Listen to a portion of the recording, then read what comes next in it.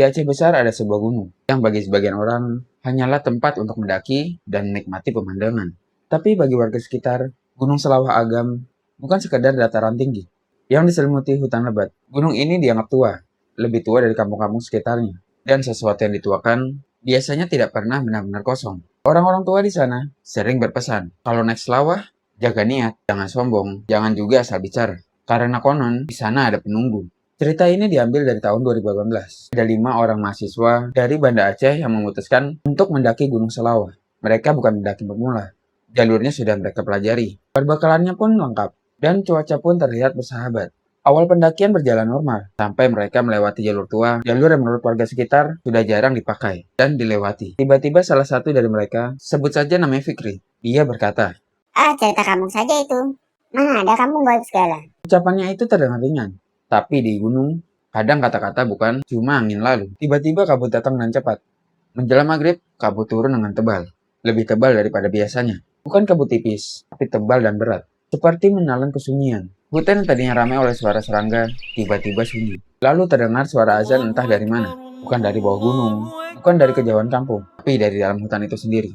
Mereka saling pandang, karena tidak mungkin ada masjid di tengah hutan. Dan di jalur tersebut, suaranya pelan, bergema, seperti pantulan di ruang kosong. Salah satu dari mereka mulai gemetar dan berkata, "Bang, itu suara azan dari mana?" Tidak ada yang bisa menjawab. Lalu muncul sebuah kampung yang tidak pernah tercatat di peta. Kabut sedikit menipis antara pepohonan. Mereka melihat cahaya kuning seperti lampu minyak. Di sana sekilas terlihat rumah kayu yang tersusun rapi, seperti sebuah kampung kecil. Padahal mereka yakin jalur itu tidak memiliki pemukiman warga. Lalu mereka melihat seorang perempuan yang berdiri menatap mereka. Pakaiannya putih kusam, rambutnya panjang, terurai, wajahnya tidak terlihat jelas. Dia tidak berjalan, dia tidak mengeluarkan suara, hanya menatap mereka. Fikri yang tadinya mengejek merasakan dadanya sesak. Kakinya pun berat, seolah tanah yang diinjaknya mencengkeram telapak kakinya. Salah satu temannya spontan membaca doa-doa dengan suara yang keras. Dalam sekejap, cahaya pun padam. Rumah-rumah menghilang, lalu kabut tebal kembali muncul.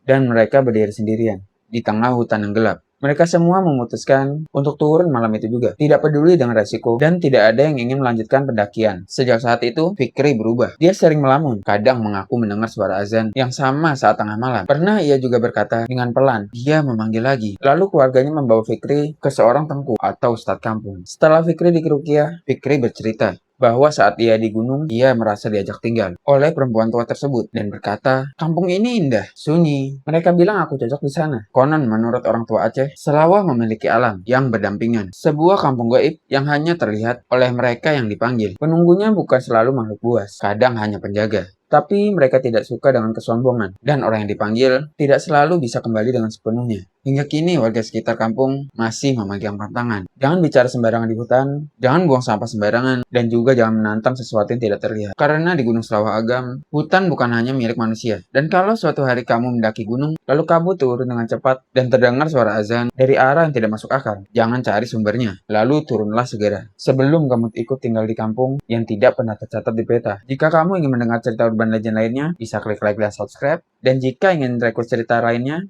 bisa tulis di kolom komentar. Saya Ranuka, terima kasih.